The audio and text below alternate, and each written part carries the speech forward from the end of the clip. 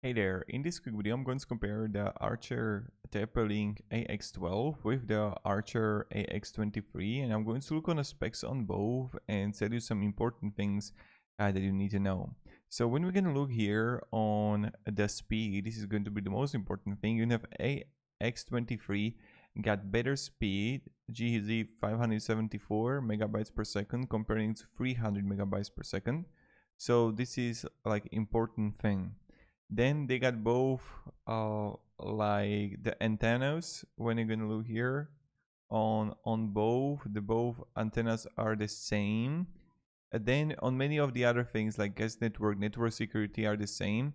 But Wi-Fi encryption is better for AX23. You can have more Ethernet ports and then also more buttons here. But other than that, all the other things are also same, and then also the storage temperature is a little bit better for AX23. So that's about the specs that you need to know. I just want to make this quick comparison for you, and have a great day and goodbye.